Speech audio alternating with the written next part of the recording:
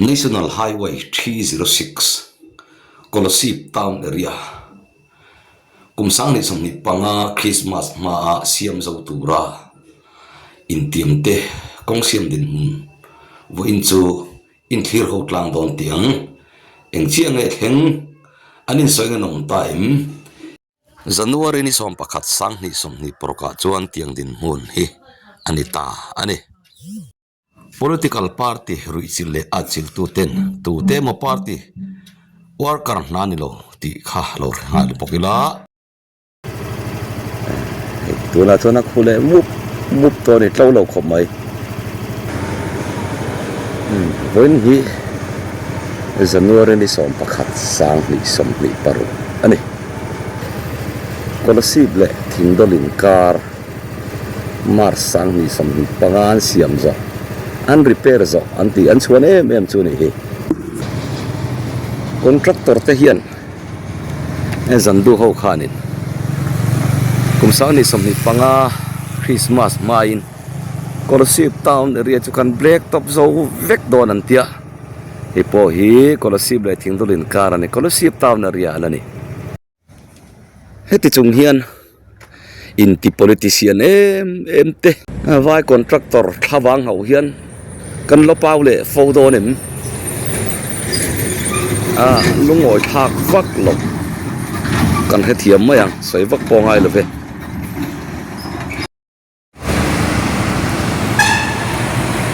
kumsang ni som ni panga Christmas ma zo tura intiam te zandu te voi ni January ni som pakhatani hi Colosseum dia kon po ma kan lo ke to kha Colosseum dia kon ri ringot po ya zat ve pon la zo lova chole tawang wang mai khania e kan muang khuan hei atlo do nem chu kan khlema yang chu mo ti hian chunga hian em chu mi chunga chuan sil ko tom turan ti kha eng ma chun lo ti ta chuang lova 20 an le kha an du to review ani kong zat ve pon la zo lo ni kho chung zat ve pon ni lo Colosseum town area pon ni lo dia kon area azat ve po an la zo chuang lo ti hian an cho le ta wang mai ni hi kan no hian dia kon square po hi engma malak chun zom alom lova hian khu kan ma khu silchar road khani chuan hei veilam kal lakhi so ta mar veng saidan zel te omna mum khani a ti chuan hei dia kon area po tuna kan huang hian la zo lo malak chun zom po chuang lo ti hian alabol khuar na sa em mai ni kan humayanga ti hian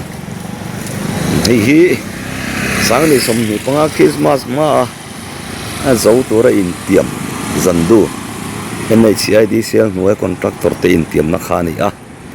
January ni som pakhat sang ni som ni paruka po hei ti hi adin mun chu alani kong zat ve pon zo lo kan ti kha so zo chu soi lo he mi black to pan le to sa po hi chunga hian chin hi vel ko turan soi khani ma sei malak chun zom na motor chuam lo ti zong so ani hot mai na zoram mi pui min bum reng mai chen ngai min bum zel don ti chu ngai to tham fe ani chen khatina lo politicize sa party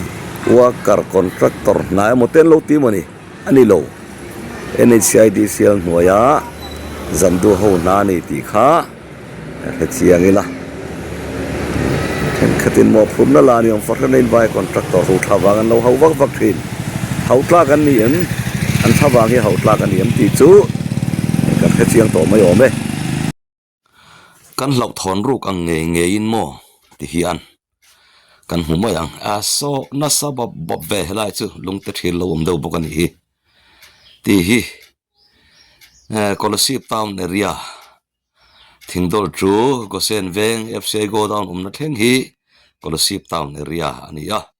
kum sang ni som ni panga December Christmas ma zo tur in tiam te kong siam chu ti hi ni a heti hian thawang hau tlak an ni em ti chu